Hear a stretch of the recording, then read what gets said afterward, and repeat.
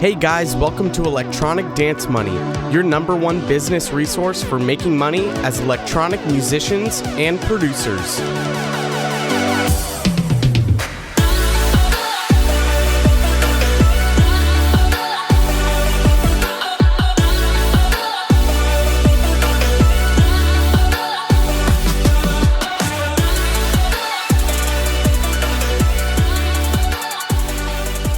Hey guys, welcome back to a brand new episode of Electronic Dance Money. Before we get started, I want to talk about the Mastering Gauntlet a little bit more. It's the project I'm working on with Cameron Bashaw. He was from the second episode where we talked about the importance of mentorship, which the Mastering Gauntlet is still going on. We're still taking submissions. We need a few more tracks. So you might be thinking, well, what's the Mastering Gauntlet? Cameron and I are looking for 30 tracks given to us by producers, 30 mixes. Him and I are going to be going head to head, mastering each track throughout the month of September. So every single day we're going to be mastering the same track. You as the producer, if you supply the track, you're going to choose which master you like the most. Now we're going to be tallying up the winnings at the end of the month, and the losing engineer will donate $250 to the charity that we have chosen, which is the American Foundation for Suicide Prevention. When you get those masters, they're completely free to you. You can use them however you want. They are 100% yours. Just by submitting your track to possibly get entered into the Mastering Gauntlet. So you don't need to be chosen for the Mastering Gauntlet to get put into our giveaway system. Just by submitting your track, you get pooled into our giveaway, which we have some incredible sponsors right now.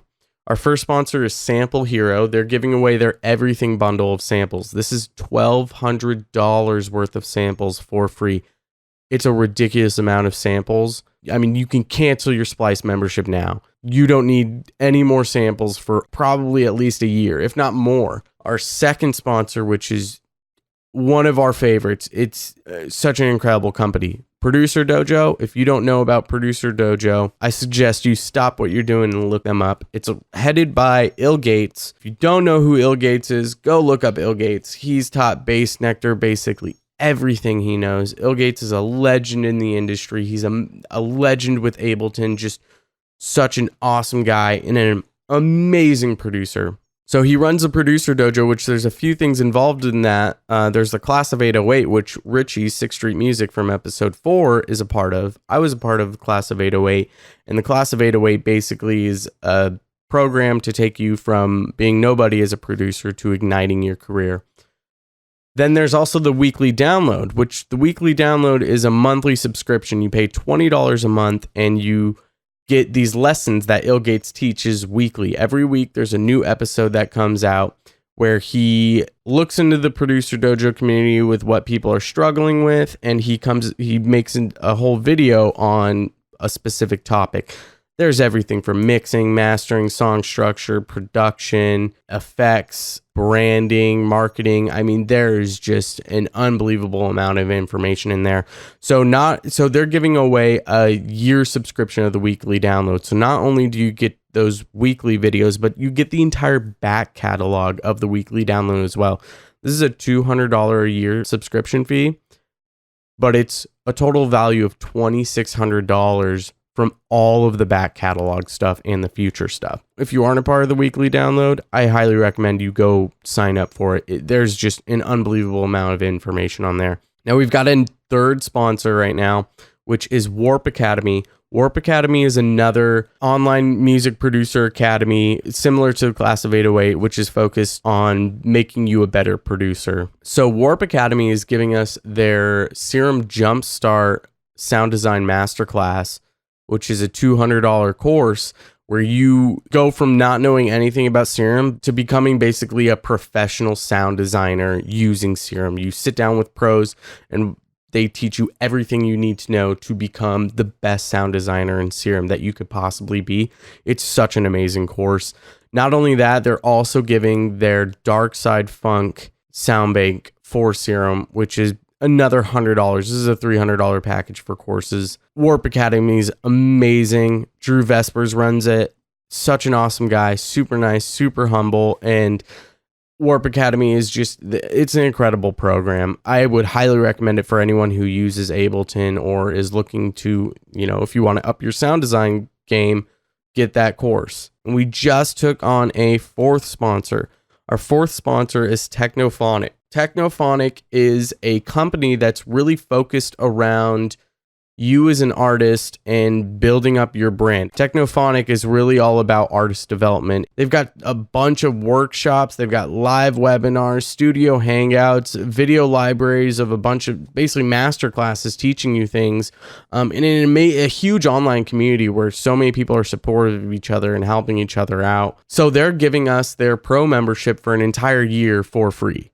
So you get all of these live webinars, studio hangouts, video library, all of this stuff for free. So not only are they giving us that package, but they're also matching our $250 donation to the American Foundation for Suicide Prevention, which we're so happy about. So that's $500 going to that charity, which we're just so stoked about, in addition to that membership they're giving. So many amazing sponsors, and you get entered into this giveaway just by submitting your track. That's it. No strings attached. Submit your track. You don't need to get put into the mastering gauntlet. You literally just need to submit your track, and you can get entered into these giveaways and possibly win one of these huge packages. I highly recommend you get involved now. You get free mastering. You could potentially get one of these classes or one of these packages from the sponsors. We're actually also giving away a DistroKid discount code too. So just by signing up immediately, you'll get an email with a 7% off discount code for DistroKid. So right there, boom, you're ready to go for distribution. You get a little discount off your yearly membership, and it's time to start pumping your tracks out. So again, we're still looking for some more tracks you can submit, possibly get free mastering. You also get entered into this giveaway. Just go to www.themasteringgauntlet.net. You can read more about the event, some of the companies that are involved with it, get signed up on our mailing list, or submit your track there. I think we have a trailer on there too, so you could read more about my background and Cameron's background. Also have the link on the show notes as well. Definitely go check that out. So let's get started with today's episode. Today I've got something a little bit different and a little special for you guys. Today's a solo episode. We are not going to have a guest. So I've been thinking about what to do on some of these episodes that will be solo, because it'll probably happen from time to time. I won't be able to get a guest, or there's just no one that I really have in mind that I want to bring on. So I've been thinking, with these solo episodes, I think it's important to talk about some things that a lot of other people in the industry don't really talk about, at least within electronic music. Today's episode is going to be about dealing or handling successes and failures. And this is something that is really, it's big in your day-to-day life, especially as a producer. If you're writing music every day, at the beginning, you're going to be having way more failures than successes. But as you progress, you will notice that you will start to have more successes as you correct those failures or work through them and learn from them.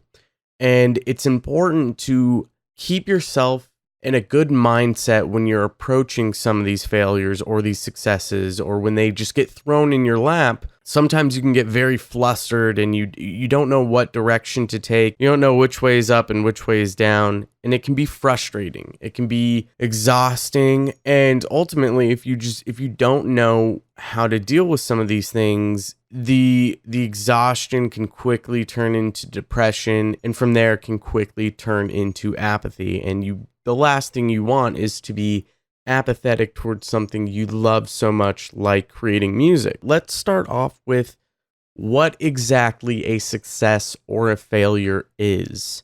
The best way to figure out what a success or failure is to figure out who determines what a success or failure is. This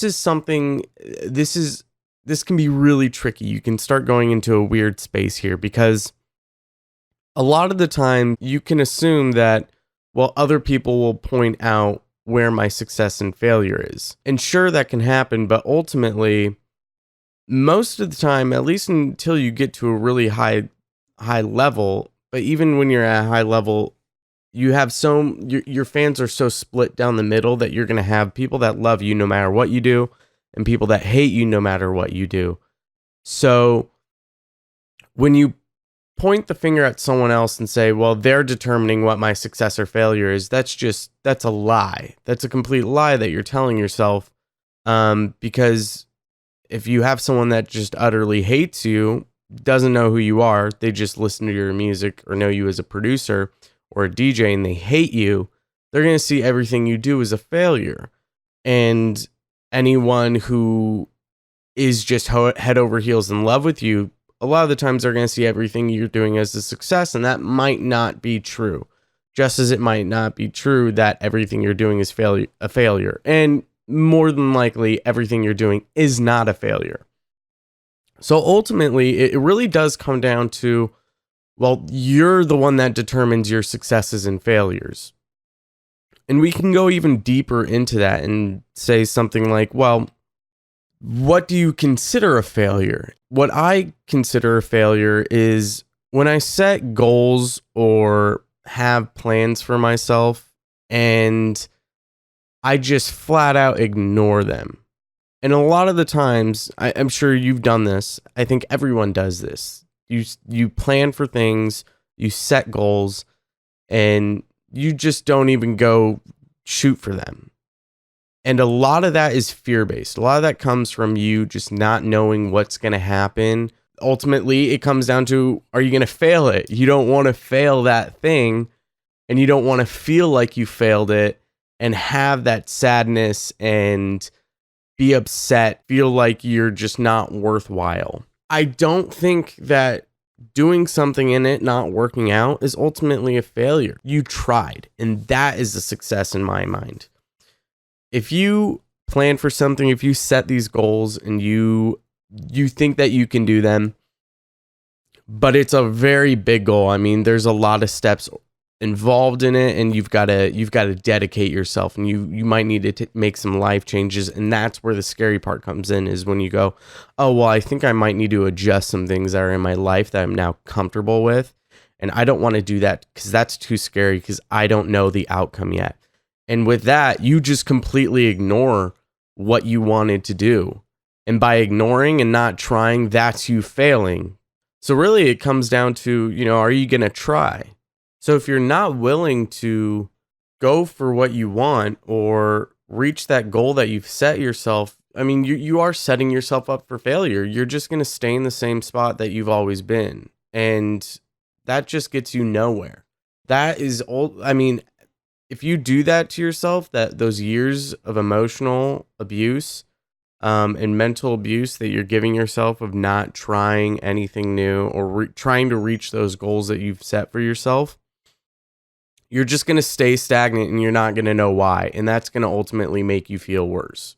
That's my thought process through what an actual failure is. It's not trying. It's not helping yourself by trying to achieve the things that you want to achieve or the goals that you want to reach. Now, as a producer, you're going to feel like you fail a lot. People tell you this is how you need to do this. You need to do it that way. You're going to learn new things and realize, shit, what I was doing before is completely wrong now. And that's when that failure is going to kick in, and you're going to feel down on yourself, and you're not going to want to work on your craft.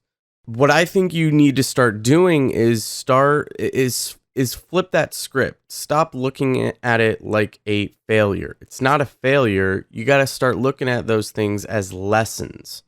They're really life lessons for you as a producer, and you're starting to gain experience and gain knowledge and understand things in a better and more clear way. And with that, that success will follow. I mean, and I'm sure you know this, in order to succeed at anything, you're going to have to fail. You're going to have to fall on your face a few times. Everyone does it. And it's how you figure out your path and figure out where exactly you need to go and what the best route is for you. But again, if you don't even try, you're never going to find out where you need to go. And that's ultimately what's going to lead to your actual failure. And, the more you fall flat on your face, the more you learn and the more you figure out exactly what it is you need to do or where you need to go, you're going to build a thicker skin around this. You're going to become way more resilient. And with that, a lot of these lessons become so much easier. It becomes easier to understand and realize, okay, I think I need to be doing it this way instead of that way. And you can accept it so much easier. Your growth will exceed exponentially. I mean, it's insane how quickly you can grow, not just as a producer or musician, but as a person when you can accept some of these lessons that you're learning throughout your career, start to put them in your workflow and start working on them. You really have to think, like, if you want to do anything of value in your life, if you want to create great music as a producer, you want to be a touring artist, or you want to have a big fan base where you can play shows, you can sell out shows. If you're going to create anything of value for anyone in their life, you're going to fail. And that's just something you have to accept. You're not going to be great at everything. And you need to have this student mentality, this mentality of wanting to always learn and grow and become better. And if you can accept that, if you can understand that you have to be in that mindset as a producer, if you can accept that, your growth will double overnight. I guarantee it. If you go and try to learn from other people and accept criticism and feedback and take that in and work that, it's going to become a lot easier. This industry, you'll quickly learn this industry becomes a lot easier, especially in the day-to-day grind of trying to make music and share that with people. And, when you start seeing success, it's a lot easier to take those haters. You're going to have haters. And if you can accept that not everyone's going to like what you're doing, and a lot of people are going to be super judgmental and they're going to want to see you fail. If you can understand that and see that from a mile away, it's way easier to just not react to those people and to understand that they're probably just in a position in their life where they're not succeeding. They're not trying to reach their goals. They're seeing you reach your goals because you're trying.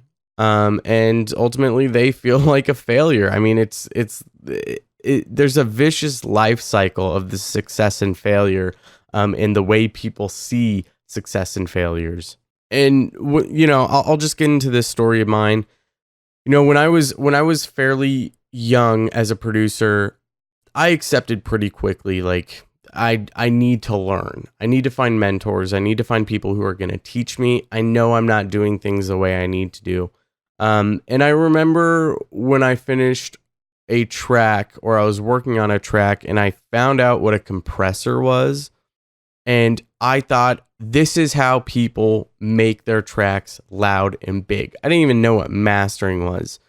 And I just started fucking throwing compressors on everything and turning the gain up, and everything was clipping. And I was like, this is it. I figured it out. I found the industry secret, which is a compressor, it's hilarious to think back on it now, because it's just a terrible idea to throw a compressor on everything. And I'm sure you as a producer are listening to this now, like, what the fuck are you, what are you thinking? Because that is so dumb. And you can look at that as a failure, and it's just something that I thought was what I needed to do.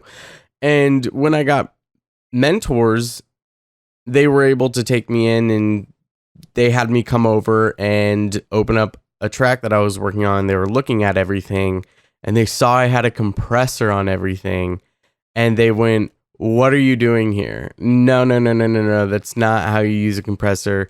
And they took me through this process of, so before you even touch a compressor, you need to figure out, are your levels okay? Is the sound popping out in the mix the way you want it to? It is? Okay, cool. Then no need to do anything with it. Okay, is it still kind of blurred in the mix and you can't really hear it? Well, then EQ other sounds to get that one sound to sit in the mix better. And if that fixes it, you're good. Don't touch it anymore. You're fine. You've got it where it needs to be. If that doesn't fix anything, if EQing doesn't do anything, then you can start to move to a compressor and figure out where you need to go with that. And there was an aha moment where I went, oh, wow, I didn't even think to go to an EQ, or I didn't think to just turn other sounds down and maybe turn this one up. I did, that thought process just didn't go through my mind. And it was embarrassing. Like in that moment, I was thinking, I don't know what the fuck I'm doing. Who am I? Why am I here? This is just I'm such an idiot for wanting to do this. In that, as you're learning something new, especially if you were doing the opposite, you feel embarrassed and that you feel like you're a failure. But it's not true. It's just you don't know that process, and so you're learning something new. And in that same session, they were looking at everything I was doing and noticed I had like 5 or 6 layers on every single sound, which was just causing so many phasing issues. Some of the sounds weren't even coming through the mix, and a lot of that was just because there's too much going on. There's too many sounds taking up too much space, so a lot of the elements weren't coming through. And so it was, that I still remember that session to this day, because in the moment I felt like such a failure. But then afterwards, when I left, I realized, wow, I was just taught something that so many young producers aren't given the chance. They have to learn that through years and years of research and looking things up online, and getting small feedback tips from just so many producers throughout the year. And I realized, oh, this is going to change a lot. This is going to change a lot of things.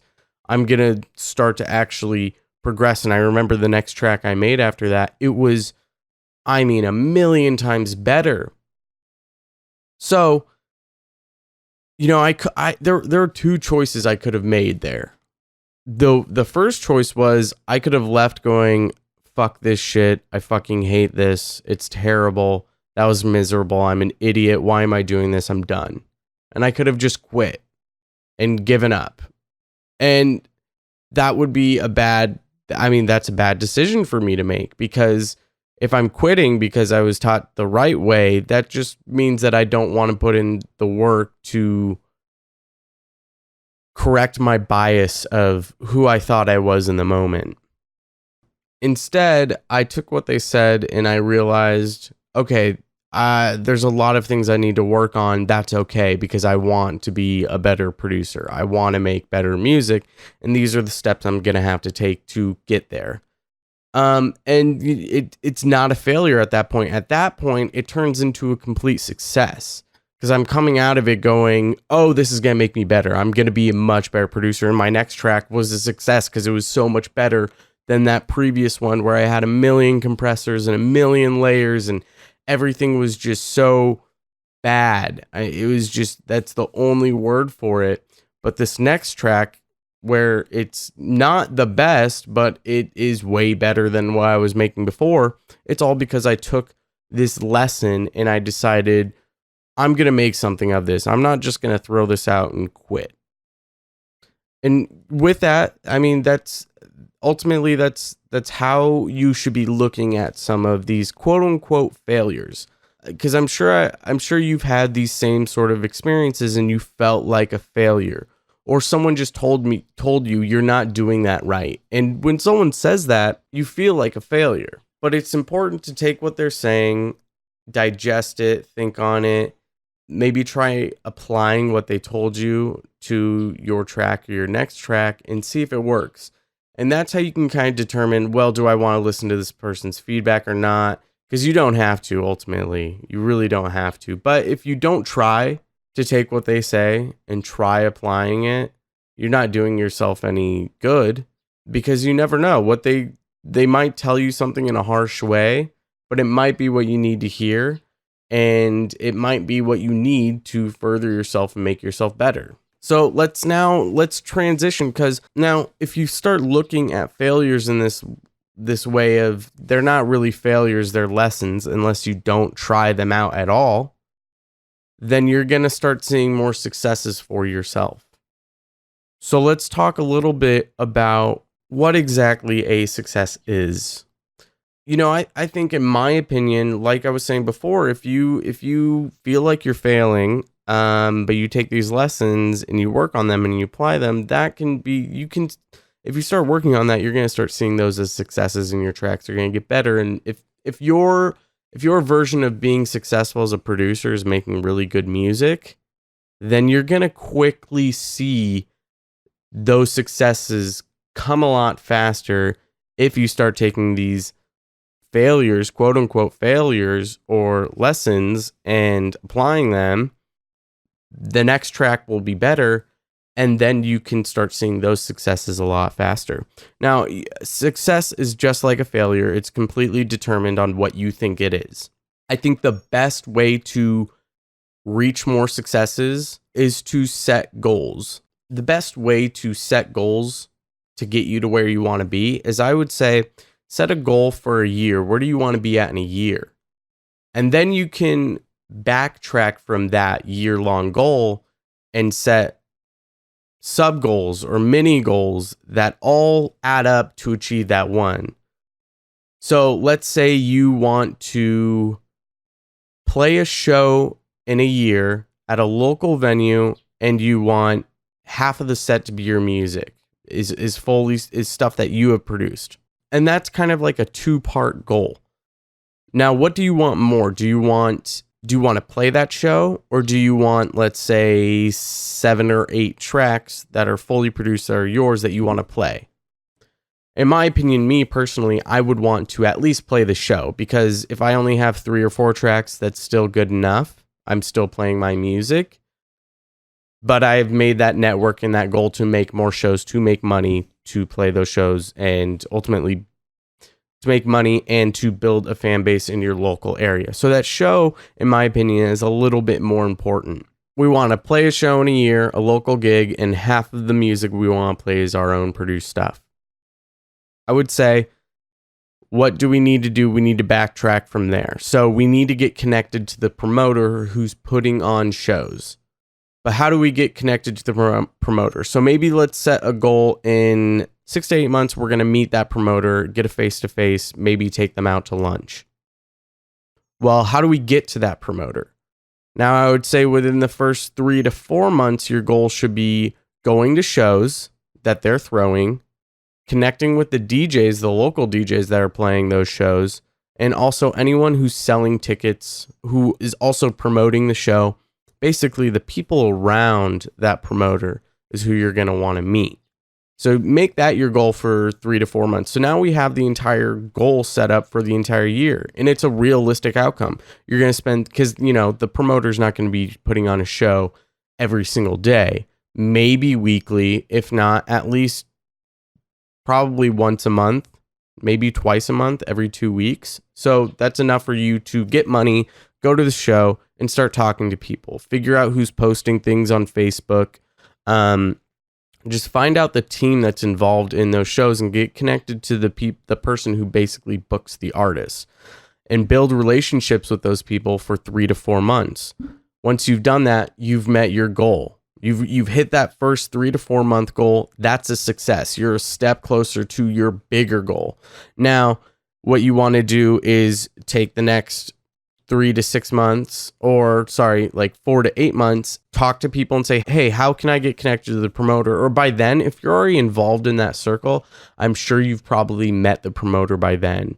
So you're already getting closer and closer to your goal. What you want to do is start talking to that promoter through this network. Take that promoter out for a drink, lunch, dinner, something, so that you can get a face-to-face meeting, start talking to them, and build that relationship.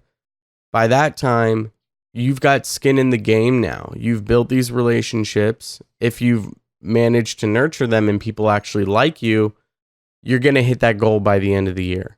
Now, in between those shows, what you need to be doing is making tracks. Work on tracks. Start building tracks, send them out for feedback, get criticism. So you're doing that on the in-between, so that I'm sure within a year, you can, that's a track every 2 months that's playable. That is an easy goal to reach. You can reach that goal within a year. I mean, you're doing everything you need to do on the sidelines to get the show, and then also you're working on your music and getting better as a musician, and by the time you hit that year-end goal, you're gonna have all the music you need to play for that show. And as you're doing this, I mean, yeah, you can see it as like So you can see making those tracks as every 2 months I want to have a playable track. That's a good goal to set, and you will hit those goals, because you will hit those, and those will feel like successes. You'll hit that stride one day where you'll go, this is it. This is the first fucking track that I know I'm going to play at the set, or this is the second one or third one. It's all fucking coming together, and you're going to feel so much better about yourself, because you don't just have this one big goal that you're hoping for. Because, if you just set that goal of, well, I want to play a show locally, and you don't have a game plan for that, what's going to come of it? You're basically setting yourself up for failure. Like we were saying, like I was saying at the beginning, if you set up this goal at the end, I want to play this local show in a year, but you're not going to take the steps or try to get to that goal, besides I'm just going to make music and share it with friends or people locally, you're not going to get to that goal. You're going to get to that year point, and you're going to feel like a failure. And the reason you're going to feel like a failure is because you didn't try. You didn't go for it. So it's important when you're looking at some of these goals to set up sub goals or mini goals that build up to that bigger one, because it's easier to take them in little bite-sized chunks, and you're going to feel so much better once you hit those. Now, when you start reaching these bigger goals, so let's say you do hit that big one at the end of the year and you play that local show and you've got these 6 tracks, you're going to feel like the top of the world. You're going to feel like you're the shit. No one can fucking touch you. You're amazing. Now, this is where ego can get in the way, and you need to, you got to be humbling yourself the entire time you're on this journey. It's so important to be humble when you're trying to reach these bigger goals and get the success that you're wanting to get. If you don't stay humble, it is unbelievable how quick these relationships you build in these networks to get what you need or get what you want will just fall apart, especially at an early stage. If you're at an early stage in your career and you're hitting these big successes and you're not humbling yourself or being humble, if you're not being humble, people are going to see through that. Fans will see through that very quickly, and you're going to be back to square one. You're going to be stuck at nothing, and ultimately you're going to feel like a failure if you're at that point. So it's extremely important to look back on your journey and understand where you were at certain points. Realize how you got there, and it's very important to understand that you worked hard to get to that point, but you also need to understand that, you're not the only one on this journey.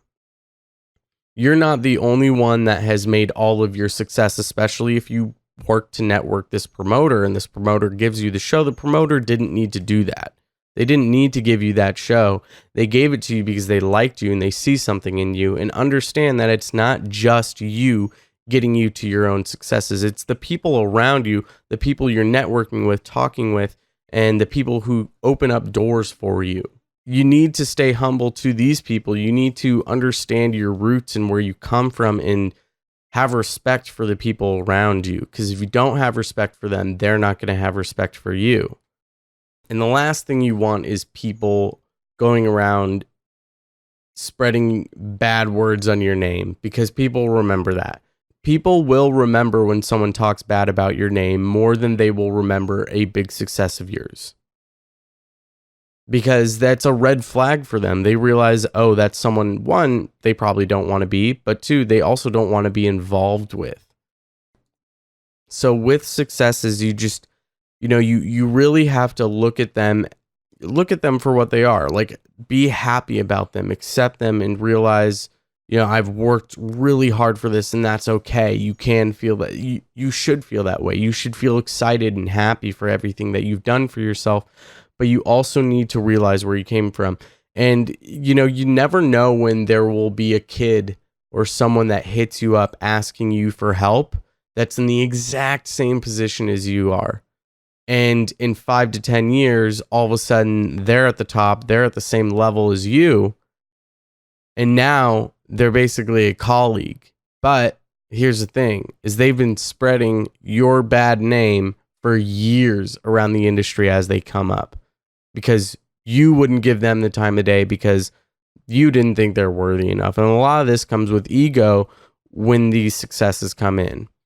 And I think the best book to read about this, about humbling yourself and being humble with success, because with success, with big success, it comes rapidly, it comes quickly. It can be very overwhelming, and that ego just follows right behind. So I would suggest that you pick up Ego is the Enemy. It's, I think, $20 on Amazon. It's a really, really, really great book about how to process ego and how to spot when your ego is getting out of control, and really about checking your own ego. So this is something that even I struggle with on a day-to-day basis. I think ego is one of the biggest things, like the biggest flaws for humans, especially when you start seeing success. When you start seeing success, your ego inflates so big that you start to lose yourself. And this is when people, you've heard it before. People go, oh, that they weren't like that when I knew them, before they were successful.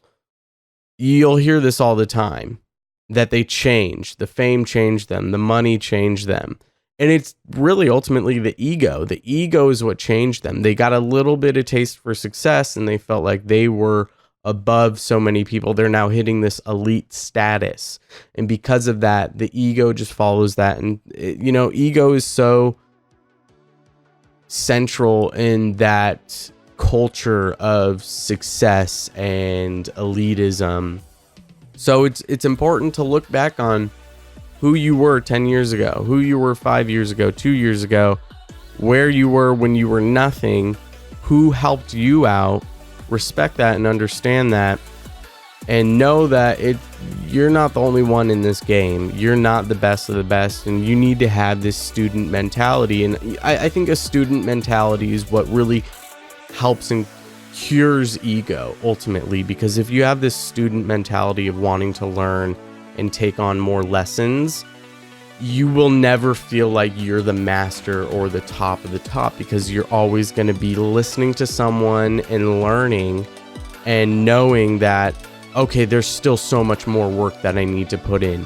And that is what's important. That is how you defeat ego, by realizing I'm never going to be the best of the best. There's always going to be someone that I can learn from that's going to teach me something new. Thanks for tuning into this episode, guys. Head to www.enviousaudio.com/episode 7 to check out the show notes for this episode. And I'll see you guys in 2 weeks.